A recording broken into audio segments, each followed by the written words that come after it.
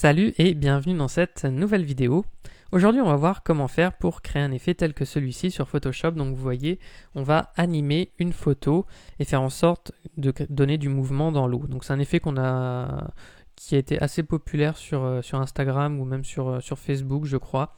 Donc la vidéo va se lire à l'infini et on aura ce type d'effet. Donc je vais fermer ici mon document et on va voir comment recommencer. Alors je vais même fermer ça. Et donc, si vous voulez suivre le tutoriel avec moi, je vous ai mis l'image dans la description, comme d'habitude. Donc, j'ouvre l'image dans Photoshop. Je vais commencer par réduire sa taille, en allant dans Image, taille de l'image, et je vais mettre 2000 pixels. C'est pas obligatoire de faire ça, mais moi je fais ça parce que ça va être plus rapide pour faire mes rendus. Et comme je filme en même temps, sinon ça va être un peu long. Donc, une fois que j'ai fait ça, je vais prendre ici mon outil sélection rapide, et je vais sélectionner toute l'eau. Voilà. Donc tout l'élément que je veux animer, je le sélectionne. Donc moi, c'est toute l'eau que je veux animer.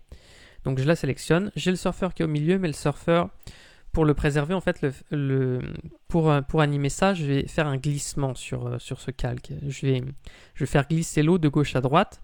Et le problème, c'est que si je fais ça, mon surfeur, il va se dédoubler. Je vais l'avoir à gauche du surfeur et à droite du surfeur, et ça va pas me donner un bon résultat. Donc pour le moment, je fais commande C, commande V. Je sélectionne le surfeur et je vais l'effacer en prenant ici mon outil lasso. Donc je vérifie que je suis bien sur calque 1. Je fais une sélection grossière autour. Je vais dans édition, remplir. Ici je choisis contenu pris en compte. Vous gardez les mêmes réglages que moi ici. Donc on décoche tout, normal 100%. OK. Je fais commande D pour désélectionner, et là, on voit que notre surfeur a disparu. Alors après, on peut réaméliorer avec le tampon de duplication. Donc, je prends un brush avec un arrondi flou, dureté à 0%. Je fais Alt-clic par là, par exemple. Et voilà, bon, on peut jouer comme ça. Faire quelques coups de tampon. Mais de toute façon, il n'y a pas énormément besoin de réaméliorer, puisqu'on va faire réapparaître le surfeur devant à la fin. Mais pour le moment, en fait, on va juste travailler avec ce calque-là. Où on n'a plus de surfeur. Ensuite, je vais faire commande T ou CTRL T sur PC et je vais cliquer sur la poignée qui est ici pour étirer mon calque. Donc je ne maintiens pas Shift enfoncé, je l'étire simplement comme ceci. Et alors je peux le faire dans un sens ou dans l'autre même. Je vais plutôt le faire par là.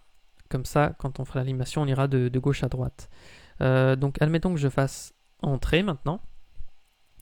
Donc on va passer maintenant à l'animation. Alors je vais aller dans Fenêtre, je vais cliquer sur Montage, et ici j'ai cette fenêtre qui s'ouvre. Donc on a deux options, créer un montage vidéo ou créer une animation d'image. Animation d'image, c'est quand on veut créer des GIFs. Nous on va choisir montage vidéo ici, et je crée un montage vidéo en cliquant ici. Vous voyez que mon calque d'arrière-plan, je l'avais laissé verrouillé, c'est volontaire, comme ça il n'apparaît pas ici. Si jamais je clique et qu'il est déverrouillé, j'ai simplement, vous voyez, un deuxième calque qui apparaît ici. Je ne vais pas faire ça pour le moment, je le laisse verrouiller, comme ça il ne m'embêtera pas ici. Simplement si vous êtes surpris parce que vous avez déverrouillé votre calque d'arrière-plan, soyez pas étonné s'il apparaît dans cette zone.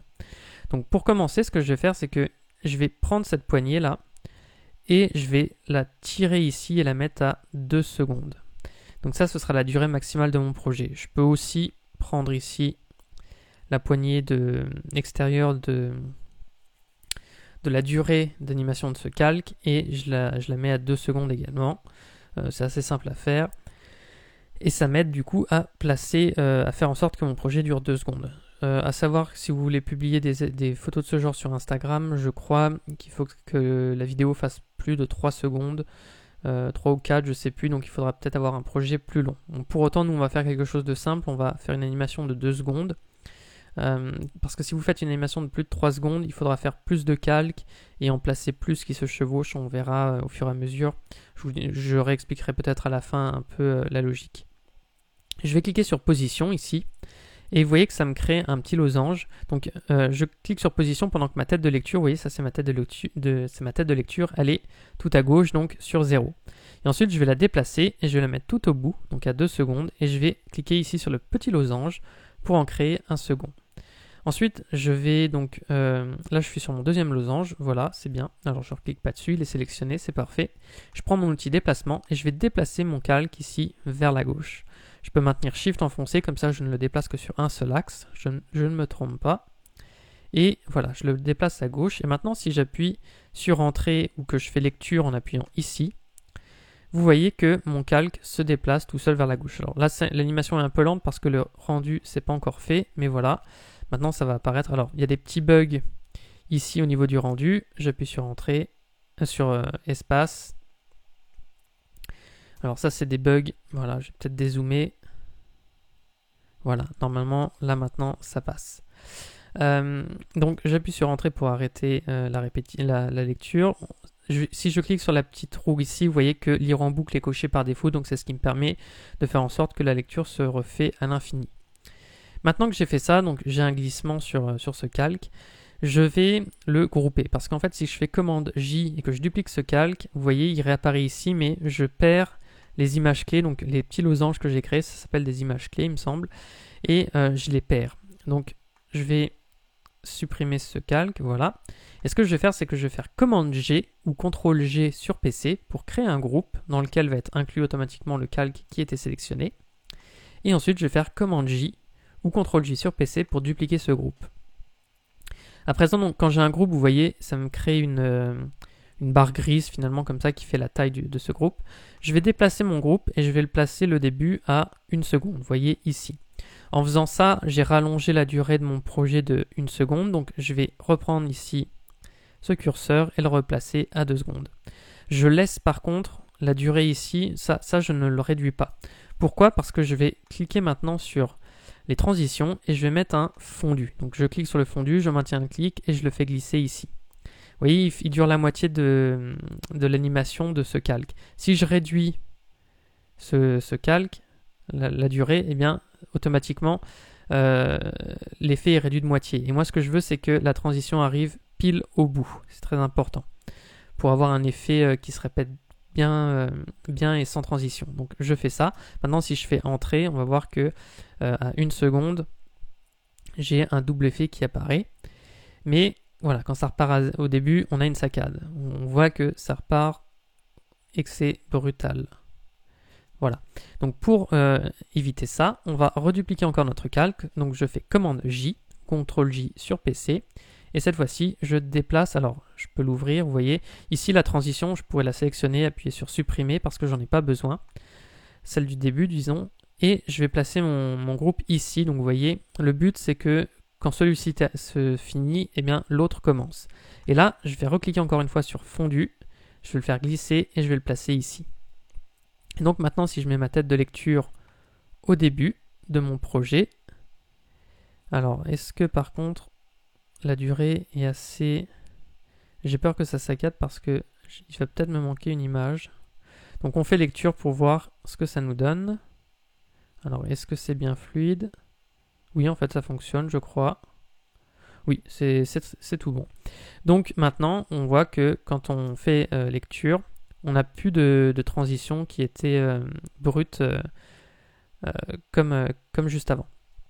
Si vous avez un projet qui est plus long, qui dure 3 secondes, 4 secondes, il faudra certainement donc étendre ces durées et vous pourrez aussi redupliquer un groupe par exemple et sur un calque, vous mettrez, donc admettons que je le fasse ici, vous faites commande J et vous mettrez des calques avec des fondus comme ceci et je fais commande J et le principe, il faudra faire en sorte que certains se chevauchent. Voilà, si vous avez une durée plus longue, il faudra peut-être essayer de faire en sorte qu'ils se chevauchent pour avoir un bon résultat.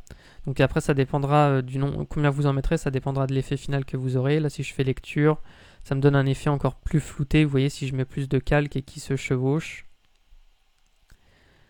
ça peut aussi créer un effet un peu différent, vous voyez. Bon, moi, je ne vais pas le faire ici. On va rester sur quelque chose de simple. Également, si vous mettez des calques qui se chevauchent, veillez à garder un rythme entre les chevauchements, c'est-à-dire que par exemple à chaque fois qu'il y en a un qui commence, gardez le même écart en fait entre le placement de tous vos calques, un écart régulier parce que sinon vous allez créer des saccades irrégulières dans votre animation. Alors je vais supprimer, alors non je vais même faire annuler plutôt, je vais revenir en arrière, voilà, j'avais pas besoin donc de... Je sais plus où je m'étais arrêté. Ouais, j'avais pas besoin de me mettre là. Voilà, donc normalement ici j'étais bon. Donc ici on est sur notre image, donc tout est bon. Il nous reste juste à faire réapparaître le surfeur. Donc pour ça, je vais me mettre ici sur mon calque d'arrière-plan, je vais faire Command J ou Ctrl J sur PC pour le dupliquer et je vais le placer tout au-dessus. Je veille bien à le placer au-dessus et pas dans le groupe. Là vous voyez je suis dans le groupe, là je me mets un petit peu au-dessus et je le place au-dessus de mon groupe 1, copie 2. Et ici ce que je vais faire c'est que je vais zoomer, je vais prendre mon pinceau, un brush arrondi flou, dureté de 0%. Et je vais faire commande...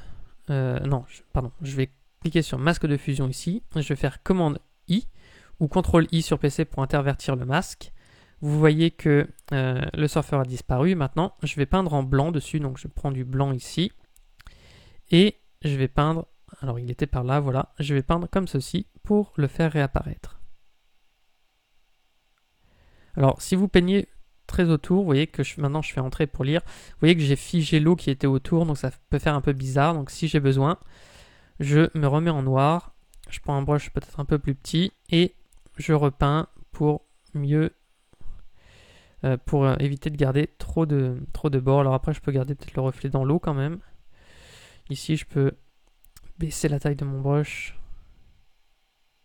venir peindre à l'intérieur. Voilà. Et si je fais entrer, on a quelque chose qui est un peu mieux. Alors, j'ai vu que mon calque disparaissait. C'est très certainement parce que oui, donc, vous voyez, il est mal placé. Il faut que je le déplace, voilà, et qu'il commence bien donc à 0. Il commence bien à 0. Là, on voit qu'il dépasse. Il pourrait s'arrêter ici, mais s'il s'arrête ici, vous voyez qu'il va disparaître automatiquement. Entre là, dans cette zone-là, j'ai plus mon calque. Donc, voilà, je le mets comme ceci. Et là, maintenant, si j'appuie sur Entrée, il apparaît bien correctement. Bon, je pourrais encore zoomer et puis me dire, hop là, je me débarrasse de ces zones qu'il y a là. Pour faire un détourage plus précis, à vous de voir le rendu que vous voulez. On pourrait aussi jouer sur l'opacité et baisser l'opacité de moitié pour faire les bords. Comme ça nous donnerait quelque chose d'un peu plus soft peut-être. Bon, de toute façon je zoome beaucoup ici, mais si on met maintenant un affichage comme ceci, on voit plus rien. Donc le rendu est plutôt beau. Donc maintenant on a terminé notre effet. Si vous voulez l'enregistrer, eh bien vous cliquez sur la petite flèche ici. Vous avez ce panneau qui s'ouvre, donc moi je laisse tout par défaut. Vous pouvez choisir de sélectionner un dossier. Moi, tous les réglages, j'ai laissé par défaut, j'y ai pas touché. Et vous faites rendu. Vous en avez pour peut-être 1 minute ou 2 à exporter ça. Bon, honnêtement, comme ça fait 2 secondes, je pense que ça va aller assez vite. Et donc, ça vous permet d'exporter ça au format MP4.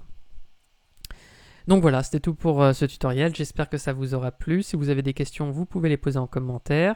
Et j'en profite pour vous dire également que j'ai créé une formation de 3 heures pour vous aider à débuter sur Photoshop. Donc si ça vous intéresse, vous avez juste à cliquer sur le lien qui est dans la description. C'est gratuit. Et sur ce, moi je vous dis à bientôt pour de prochaines vidéos.